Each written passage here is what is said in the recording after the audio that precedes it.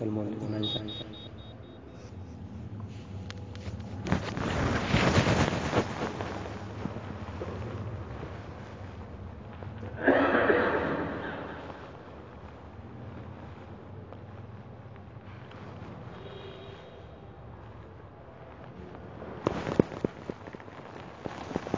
بسم الله الرحمن الرحيم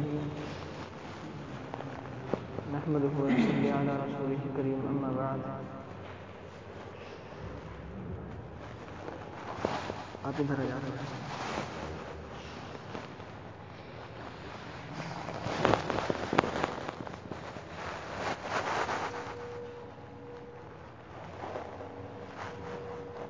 بس زیادہ کچھ بات تو نہیں ہوگی، بس علم کے متعلق کچھ باتیں عرض کر دیں.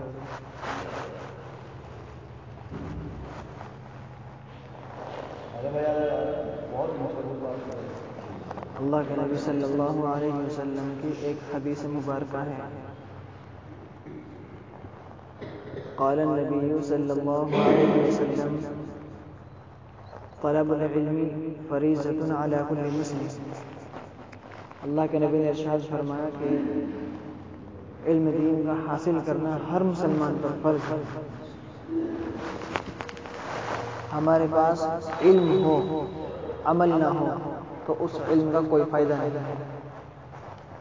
ہمارے پاس عمل ہو علم نہ ہو تو اس عمل کا کوئی فائدہ نہیں. حضرت شیخ شیرازی رحمۃ اللہ علیہ فرماتے ہیں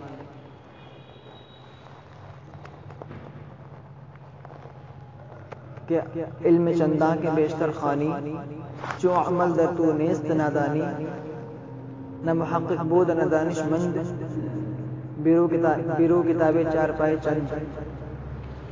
کہ علم جتنا تیرے پاس ہے جتنا زیادہ ہو اگر عمل نہیں ہے تو عقل مند نہیں ہے تو. اگر عمل نہیں ہے تو تیری مثال ایسی ہے جیسے کہ ایک گدھے کے اوپر چند کتابیں لاد دی جائے. ظاہر سی بات ہے اگر ایک گدھے کے اوپر چند کتابیں لاد دی جائے تو اسے کوئی تھوڑا کہے گا بھائی مولانا آ رہے ہیں ان کی استقبال کر لو کھڑے ہو جاؤ. گدھا تو گدھا ہی رہے گا. تو بہرحال علم ہو عمل نہ ہو تو اس علم کا کوئی فائدہ نہیں ہے، وہ علم اس کا بیکار ہے. اور عمل ہو علم نہ ہو تو اس عمل کا کوئی فائدہ نہیں ہے. اب سمجھیے اصل مسئلہ کیا ہے. اب ہمارے پاس علم ہے، مثلا ہمیں اس چیز کے بارے میں پتہ ہے کہ بھئی اگر ہم نماز چھوڑیں گے نماز چھوڑنے کا بہت بڑا گناہ ہے. ہمارے پاس علم ہے یہ کہ بھئی نماز چھوڑنا گناہ ہے، یہ علم ہے. ہم پھر بھی نماز نہیں پڑھتے. ہمیں یہ پتہ ہے کہ حج کرنا مسلمانوں کے اوپر فرض ہے.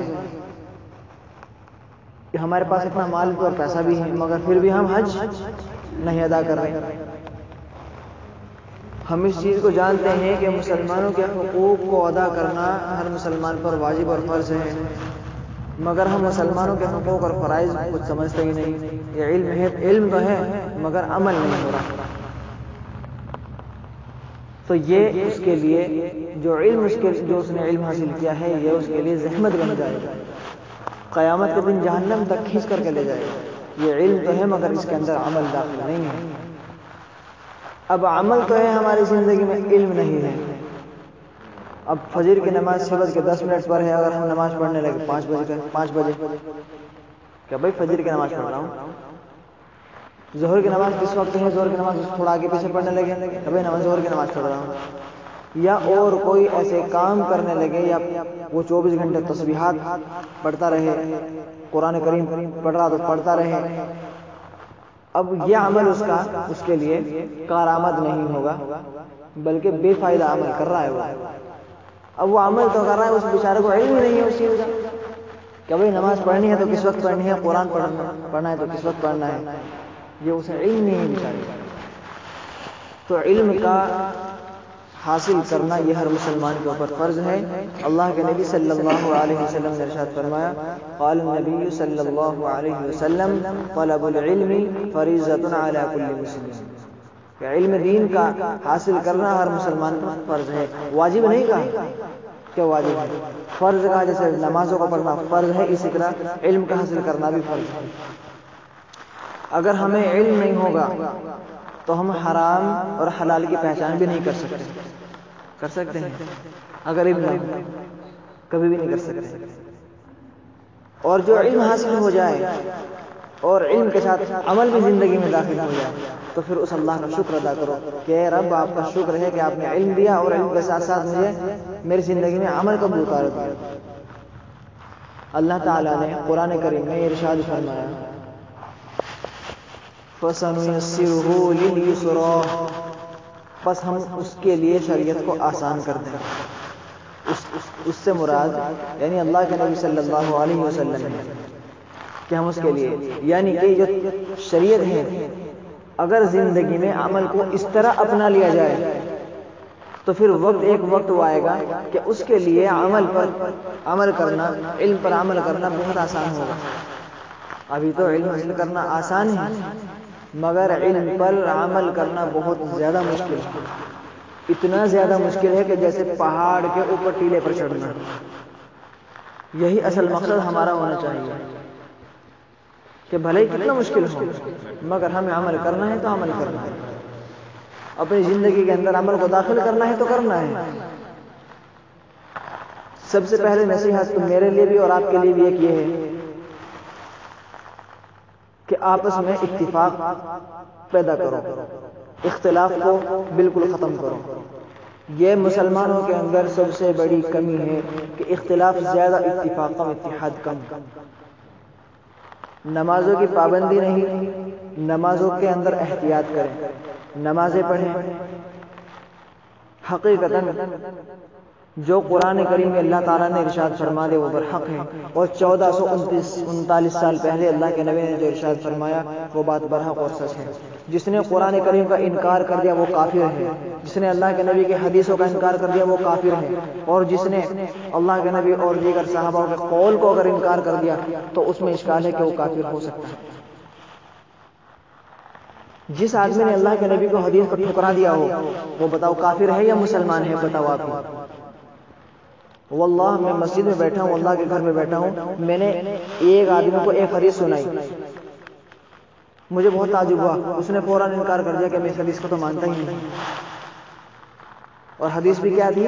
حدیث یہ تھی، حضرت ابو ہریرہ رضی اللہ تعالیٰ عنہ ارشاد فرماتے ہیں کہ اللہ کے نبی نے ارشاد فرمایا کہ جو شخص گانا سنتا ہے اور سناتا ہے، قوالیاں سنتا ہے اور سناتا ہے، قیامت کے دن اس کے کانوں میں پگھلا ہوا شیشہ ڈالا جائے گا۔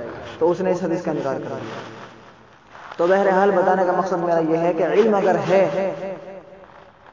عمل نہیں ہے تو کچھ فائدہ نہیں۔ اب اس بندے کے پاس جسے میں نے حدیث یہ بتلائی علم تو ہے مگر عمل نہیں ہے، ایسی جاہلانہ باتیں کرنا اپنی زندگی کے اندر، کیونکہ ذہن کے اندر کچھ باتیں شیطان کی طرف سے ایسی آتی ہیں، ہمارے ذہن کے اندر بہت زیادہ کھٹکنے لگتی ہیں اور پھر ہم وہ باتیں علماء سے پوچھتے ہیں۔ کچھ بات میرے ذہن میں میں آپ کو بتلاؤں، خود بات میرے ذہن میں ایسی تھی، میں نے حضرت مفتی محمد امجد صاحب دامت برکاتہم ساؤتھ افریقی میں نے ان سے معلوم کی۔ کچھ باتیں ایسی ہوتی ہیں کہ مثلا اللہ تعالیٰ کہاں ہے، اللہ کو کس نے پیدا کیا، یہ سب باتیں ذہن کے اندر اگر آتی ہے تو شیطان کی طرف سے آتی ہے، اور ان چیزوں پر غور نہیں کرنا چاہیے، ان چیزوں سے دور رہنا چاہیے۔ یہ چیزیں اس طرح کی ہوتی ہیں، ان سے جتنا زیادہ ہو سکے تو دور رہنا چاہیے۔ تو حضرت نے بتلایا کہ یہ چیزیں تو گمراہی تک پہنچا سکتی ہیں، اس طرح کی باتیں، اس طرح کی باتیں اگر کبھی ذہن میں آئے، کیونکہ خود اللہ تعالیٰ نے قرآن کریم میں ارشاد فرمایا، ایک سورہ احد، قل هو اللہ احد، پیغمبر آپ کہہ دیجئے کہ اللہ ایک ہے، اللہ الصمد، اللہ بے نیاز ہے، اس کا کوئی نہ ساجی ہے نہ کوئی شریک ہے، لم یلد، اس کو کسی نے پیدا نہیں کیا، وہ تو پہلے سے ہے، ولم یولد، نہ وہ کسی سے جنا گیا، ولم یکن لہ کفوا احد، وہ تو برابر ہے، شریک اس کا کوئی شریک اور ساجی ہے ہی نہیں، اور وہ تو ایسا پاورفل اور طاقتور والا خدا اور اللہ ہے، کچھ بھی کر سکتا ہے۔ انسان اگر یہ چاہے کہ اللہ مجھے 5 وقت کا نمازی بنا دے، شاید میں نے ایک بیان کیا تھا اور آپ نے سنا ہو نہ سنا ہو، میں ایک بات کہہ کے اپنی بات کو ختم کرتا ہوں۔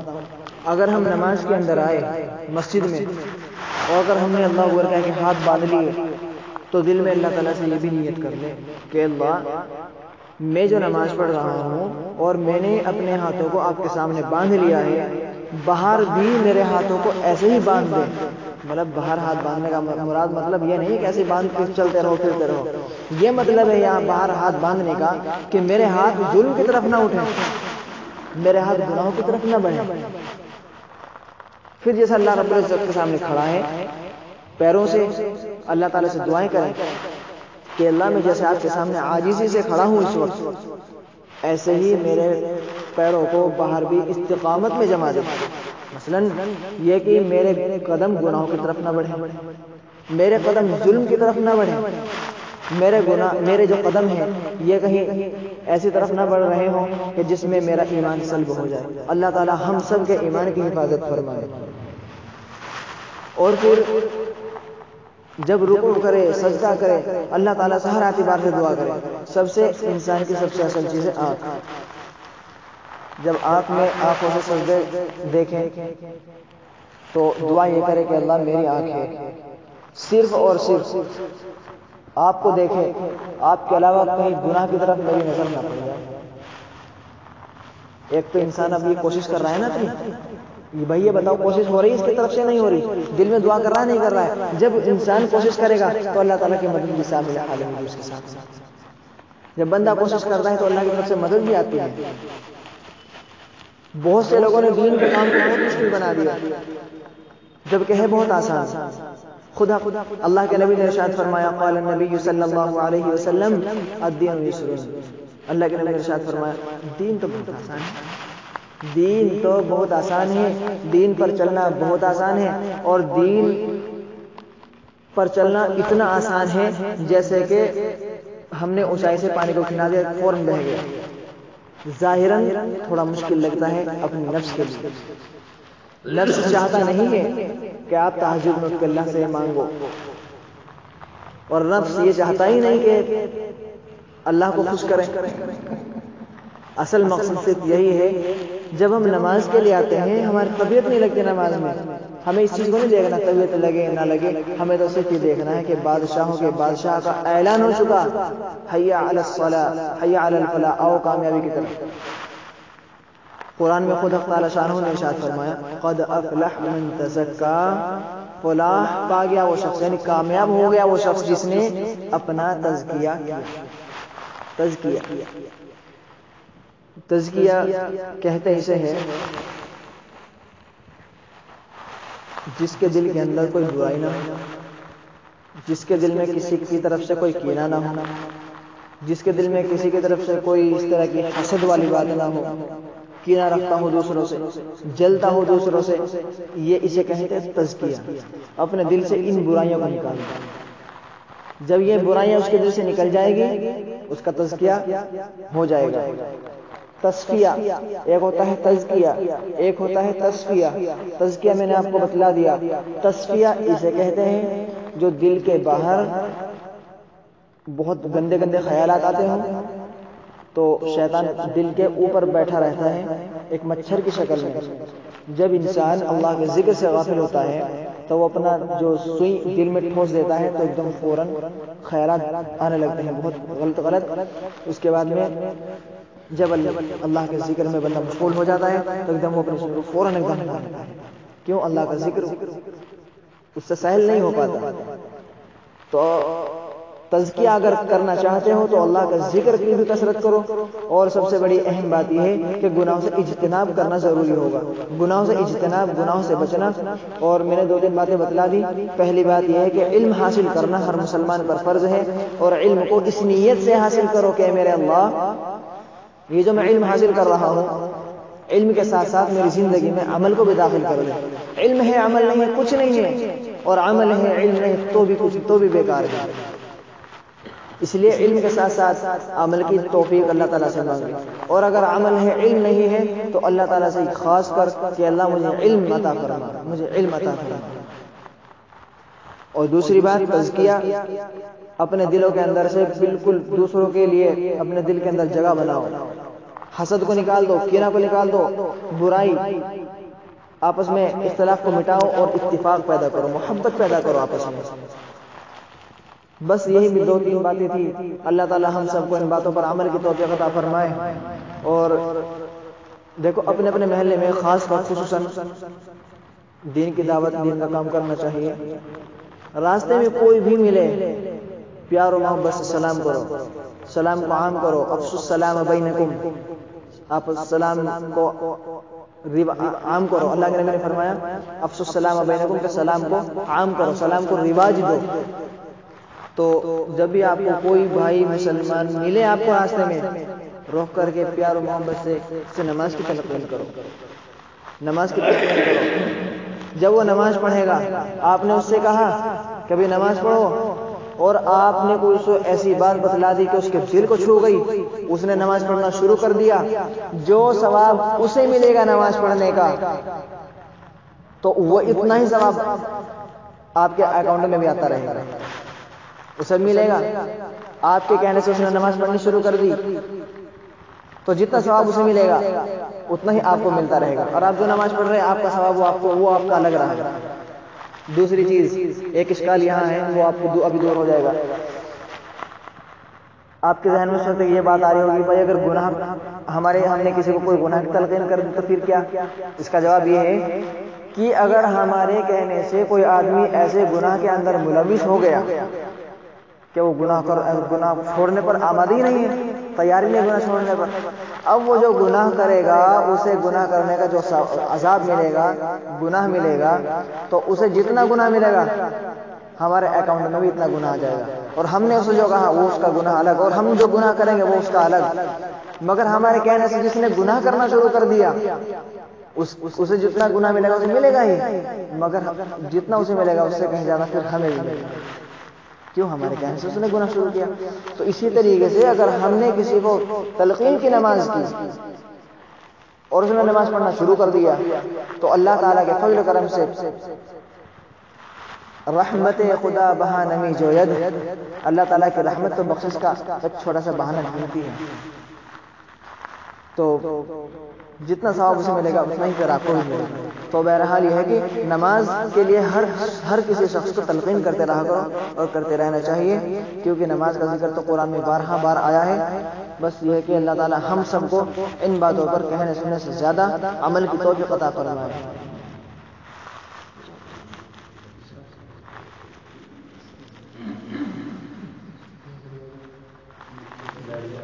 ٹھیک ہے، دعا کر لیجیے، اللہ تعالیٰ ہم سب کو عمل کی توفیق عطا فرمائے۔ اللهم صل على سيدنا محمد وعلى آل سيدنا محمد كما صليت على إبراهيم وعلى آل إبراهيم إنك حميد مجيد. اللهم بارك على سيدنا محمد كما باركت على إبراهيم وعلى آل إبراهيم إنك حميد مجيد. اللهم إني ظلمت نفسي ظلما كثيرا ولا يغفر الذنوب إلا أنت فاغفر لي مغفرة من عندك وارحمني إنك أنت الغفور الرحيم. ربنا آتنا في الدنيا حسنة وفي الآخرة حسنة وقنا عذاب النار وقنا عذاب الحشر وقنا عذاب جهنم وقنا عذاب الدوزخ. أعوذ بوجه الله العظيم الذي ليس شيء أعظم منه وبكلمات الله التامات اللاتي لا يجاوزهن بر ولا فاجر وبأسماء الله الحسنى كلها ما علمت منها وما لم أعلم من شر ما خلق وبرأ وذرأ. لا إله إلا أنت سبحانك إني كنت من الظالمين. لا إله إلا أنت سبحانك إني كنت من الظالمين. لا إله إلا أنت سبحانك إني كنت من الظالمين. قل هو الله أحد الله الصمد لم يلد ولم يولد ولم يكن له كفوا أحد. اے اللہ ہمارے تمام گناہوں کو معاف فرما، اے اللہ ہمارے تمام خطاؤں سے اللہ ہم کو درگزر فرما. اے اللہ ہم نے بہت گناہ کیے ہیں، اے اللہ ہم نے بہت گناہ کیے ہیں، اے اللہ اور ہم نے ایسی جگہ گناہ کیے اور اتنے گناہ کیے کہ ہمیں معلوم بھی نہیں ہے کہ ہم نے کہاں کہاں گناہ کیے. مگر اے ہمارے رب، اے ہم کو پیدا کرنے والے، اے اللہ آپ ہمارے ہر گناہ سے باخبر ہیں، ہم نے کہاں کہاں کس جگہ گناہ کیے. اے اللہ ہم آپ سے ایک التجا کرتے ہیں، ایک درخواست کرتے ہیں کہ آپ ہمارے تمام گناہوں کو مٹا کر کے نیکیوں میں متغیر فرما دے، اور جس جگہ ہم نے گناہ کیے ہیں ان جگہوں کے نشانات کو بھی مٹا دے. اے اللہ اگر ہمارے گناہ فرشتوں نے اپنے رجسٹر میں لکھ لیے ہوں، اے اللہ ان رجسٹر سے ہمارے گناہ کو مٹا دے. اے اللہ قیامت کے دن کہیں ایسا نہ ہو کہ وہ سب جگہیں ہمارے خلاف گواہی دینے لگے کہ اس نے زمین کہیں یوں نہ کہے کہ فلاں جگہ میرے اوپر کھڑے ہو کر کے گناہ کیا تھا، آسمان نہ کہہ دے کہ اس نے میرے نیچے فلاں جگہ کھڑے ہو کر کے گناہ کیا تھا۔ اے اللہ یہ تو دور کی چیزیں ہیں، اے اللہ خود ہمارے اعضاء یا خود ہمارے خلاف گواہی دینے لگ جائیں گے۔ اے اللہ اس لیے مرنے سے پہلے سچی اور پکی توبہ کی توفیق عطا فرما۔ اے اللہ مرنے سے پہلے سچی اور پکی توبہ کی توفیق نصیب فرما۔ اے اللہ اس امت کے نوجوان کفر اور گمراہی کی طرف بڑھتے جا رہے ہیں، اے اللہ ہمارے اس قوم کی امت کے نوجوانوں کو ہدایت اور رہنمائی فرما۔ اے اللہ ہم سب کو سچا پکا نمازی بنا، دیندار بنا دے، دین کا دائی بنا دے۔ اے اللہ اور ہمیں آئندہ گناہ سے بچنے کی توفیق عطا فرما۔ ہم آئندہ گناہ نہ کرنے کا عہد کرتے ہیں، ہم آئندہ گناہ نہیں کریں گے۔ اے اللہ مگر اگر ہم سے گناہ ہو جائے تو اللہ آپ تو رحیم ہیں، معاف کرنے والے ہیں۔ اللہ ہم آپ کے سامنے پھر روئیں گے، پھر آپ سے کہیں گے اللہ ہمیں ہمارے گناہوں کو معاف کر دے۔ اللہ شیطان بہت بڑا دشمن ہے انسان کا، وہ گناہ کرا دیتا ہے۔ اگر ایک مرتبہ گناہ ہو جائے آپ معاف فرما دیں گے، دوسری مرتبہ گناہ ہو جائے پھر آپ معاف فرما دیں گے، پھر تیسری مرتبہ گناہ ہو جائے آپ معاف فرما دیں گے، مگر جب چوتھی مرتبہ بندہ گناہ کرتا ہے اور اسے شرم آتی ہے اور وہ آپ کے دربار میں آتا ہے تو اللہ بندہ آپ کے دربار تک پہنچتا نہیں، اس سے پہلے شیطان آپ کے پاس پہنچ جاتا ہے اور شیطان کہتا ہے اب اس بندے نے چوتھی مرتبہ ایک ہی گناہ کر لیا، اب اسے آپ معاف مت کیجیے گا۔ اے اللہ آپ کتنے کریم ہیں، آپ کتنا پیارانہ انداز جواب دیتے ہیں۔ شیطان اپنا منہ لے کر کے رہ جاتا ہے، آپ کہتے ہیں کہ یہ میرا بندہ اگر قیامت تک بھی گناہ کرتا رہے گا اور یہ اپنی معافی مانگنے کے لیے آتا رہے گا میں اسے معاف کرتا رہوں گا، میں قیامت تک معاف کرتا رہوں گا۔ اے اللہ ہم تو بہت بڑے گناہ گار ہیں اور نہ جانے ہم نے کہاں کس جگہ گناہ کیے، ہمیں یاد نہیں، مگر اے اللہ آپ ہماری ہر ایک قدم سے واقف ہیں، آپ کو معلوم ہے۔ ہمارے گناہوں کو مٹا دے، ہمارے گناہوں کے نشانات کو مٹا دے، اور ہمارے گناہ ہم نے جہاں گناہ کیے ہمارے گناہ کرنے کے جو گواہ ہیں اللہ انہیں بھی مٹا دے۔ اللہ اور آئندہ گناہ نہ کرنے کا عہد کرتے ہیں۔ اللہ مسلمانوں کے اوپر بہت سی جگہ ظلم و زیادتی ہو رہی ہے، اللہ مسلمانوں کو امن و امان عطا فرما، اللہ مسلمانوں کو امن و امان عطا فرما۔ اللہ برما کے مسلمانوں کے اوپر بھی رحم فرما، اسرائیل کے مسلمانوں کے اوپر رحم فرما، فلسطین کے مسلمانوں کے اوپر رحم فرما، اور کشمیر کے مسلمانوں کے اوپر بھی رحم فرما۔ اے اللہ جہاں جہاں مسلمانوں کے اوپر پوری دنیا کے اندر جہاں مسلمانوں کے اوپر ظلم و زیادتی ہو رہی ہے، اے اللہ ان کافروں کو اپنا عذاب بھیج کر کے ہلاک کر دے۔ اگر آپ نے ان کے لیے ہدایت لکھی ہے تو اللہ انہیں ہدایت سے نواز دے، ورنہ انہیں اپنا عذاب بھیج کر کے ہلاک تباہ و برباد کر دے۔ اے اللہ ہمیں اپنے احکام اور اپنے حبیب محمد الرسول اللہ صلی اللہ علیہ وسلم کے احکاموں پر چلنے والا بنا دے، اپنے حبیب کی سنتوں کو زندہ کرنے والا بنا دے۔ اے اللہ ہم نے جو مانگا وہ بھی اور جو مانگنے سے رہ گیا وہ بھی عطا فرما۔ اے اللہ اصل تو یہ ہے کہ ہم سے مانگنا ہی نہیں آتا کہ طریقہ کیا ہے آپ سے مانگنے کا، مگر پھر بھی اللہ ہم نے جو ٹوٹا پھوٹا آپ سے کچھ بھی مانگا، اے اللہ اسے اپنے پیارے حبیب محمد الرسول اللہ صلی اللہ علیہ وسلم کے صدقہ فعل مقبول فرما۔ صلی اللہ تعالی علی خیر خلقہ سیدنا محمد وعلی آلہ واصحابہ اجمعین برحمتک یا ارحم الراحمین۔